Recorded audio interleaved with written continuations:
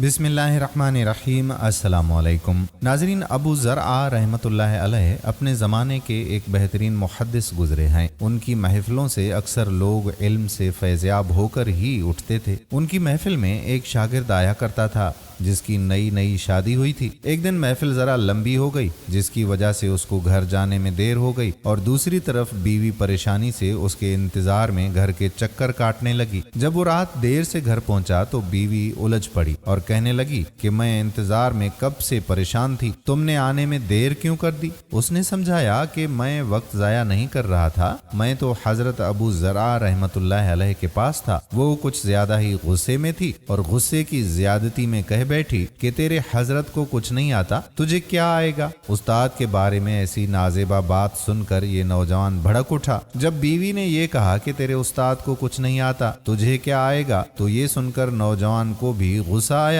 और कहने लगा कि अगर मेरे उस्ताद को 1,00,000 अहादीस याद ना हो तो तुझे मेरी तरफ से 3 तलाक हैं। ये कहकर उसके बाद वो चला गया। जब सुबह उठा तो दिमाग काफी हद तक ठंडा हो चुका था। फिर ये बंदा अपनी रात की कही बात सोचने लगा और अफसोस से बोला कि मैंने तो बहुत बड़ी बेवकूफी कर दी। बीवी ने खावन से पूछा कि मेरी तलाक मशरूत थी, अब बताएं कि तलाक वाक़ई हुई या नहीं। उसने कहा कि ये तो उस्ताद साहब से पूछना पड़ेगा। बीवी ने कहा कि आप जाएं और पता करके आएं। चुनाचे ये नौजवान अपने उस्ताद के पास पहुंचा और कहा कि हजरत, रात ये वाकया पेश आया और गुस्से के आलम में मैंने बिना सोचे समझे ऐसी बात कह दी। अब आप बताइए कि निकाह सलामत रहा या तलाक वाक़ई हो चुकी। उसके उस्ताद ये बात सुनकर मुस्कुराए और फरमाने लगे कि जाओ मियाँ, बीवी वाली जिंदगी गुजारो, क्योंकि 1,00,000 हदीस मुझे इस तरह से याद हैं जैसे लोगों को सूरत फातिहा याद होती है। सुभान अल्लाह,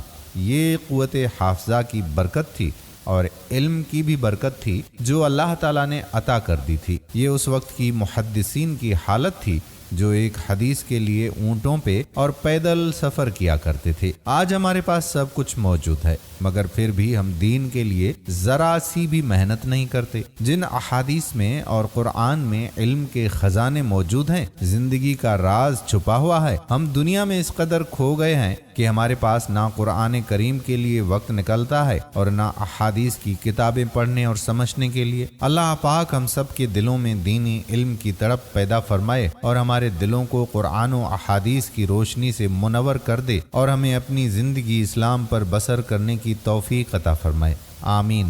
दोस्तों, वीडियो पसंद आई हो तो शेयर जरूर कीजिएगा। आने वाली वीडियो तक अपने मेजबान कादिर बख्श कल्होड़ो को इजाजत दीजिए। अल्लाह हाफिज।